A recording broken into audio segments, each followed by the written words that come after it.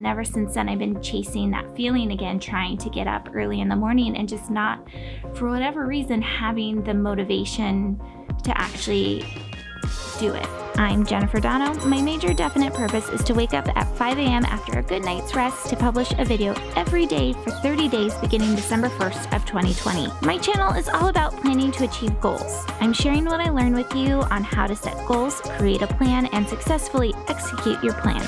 Please subscribe to my channel. I want to give you an update on waking up at 5 a.m. every morning. I've done it now for 7 days. I started last Monday. I just got back from a walk.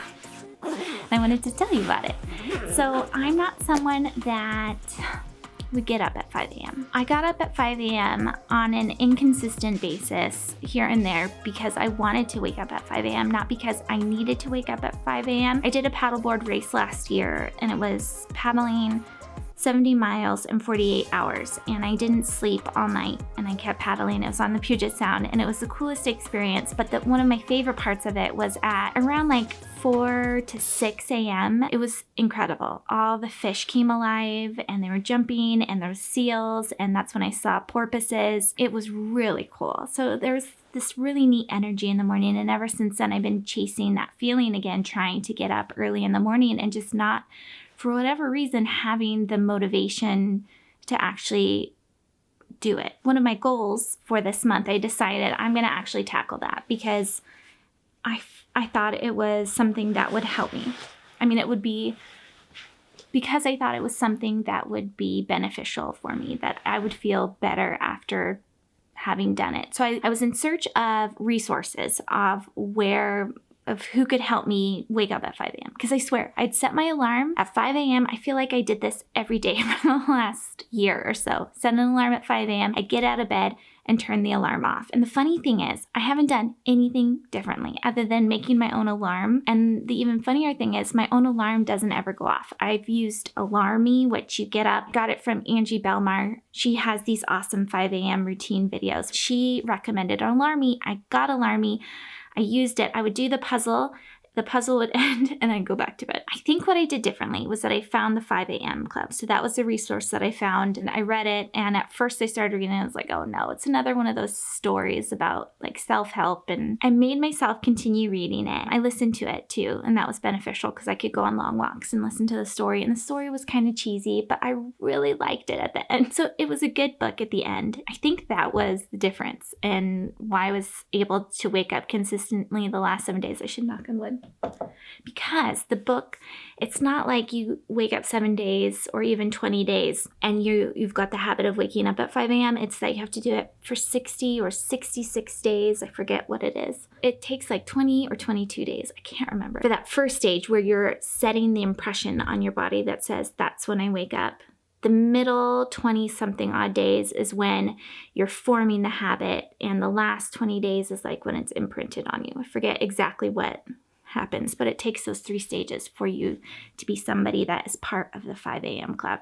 And then also along that line, one of the most influential things that I heard, and I don't know if it was in the book or if it was me watching Robin Sharma YouTube videos, because I'd never heard of him before this book. It's not going to be as hard as it is when you first wake up, or when you first wake up, that's as hard as it gets as far as waking up early and before people and when it's quiet and things are just like asleep. That it feels initially really terrible, and then once you get that past that point of feeling terrible for that first few minutes, then you're fine. And it's true. He talks about it in the book about the reptilian brain or your lizard brain, where you have to act before the reasoning brain wakes up, basically. Rely on that lizard brain part of you of survival to just move your body, get up, get your workout clothes on, and get downstairs and start doing the 20-20-20 formula, which is the other thing that I think has helped, is that I wake up and I don't go straight to work. I don't go straight opening up my laptop and have all of those distractions. I first take care of myself, and that's the 20-20-20 formula, where you do 20 minutes of working out, 20 minutes of spirituality, and 20 minutes of self-reflection. I think I flipped those around. Reflection and then spirituality. I really like working out first thing in the morning. The first day I did a HIIT workout, and I was like, I'm not going to do that again. First 20 minutes now, I just do like a low impact walking type workout, and I have to be really quiet in my house too because everyone's still sleeping. So it's been fun to try and figure that out. That's why I'm doing a workout countdown calendar to the new year to make fun workouts for that first 20 minutes. And then I listen to an audiobook or a motivational YouTube video that I have in my Watch Later playlist. And then I journal part of my morning pages and do a daily gratitude practice. And then I'm off to the races.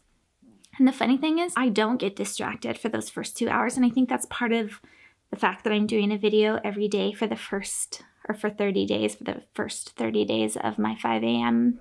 club habit formation. So I know that I have to get to work and I have to be focused so I can get this video out. But I also think there's something to be said about that first initial couple hours when you wake up at 5 a.m. and it's quiet and there's nobody around. And you also have the willpower. I just feel a little bit more focused than I ever had been in the past, whereas I'd open up my computer to start working after I did my morning pages and I would just start looking at like Google News or YouTube or whatever and just get lost. A couple negative things I noticed was that I was eating a lot more last week and a lot more carbs and sugar than I usually do. I'm usually able to pass things up and not make a big deal about it, but last week I just really wanted potatoes and I really wanted Ben & Jerry's ice cream, dairy-free of course, so I ate them, which is kind of a bummer because now I'm much puffier.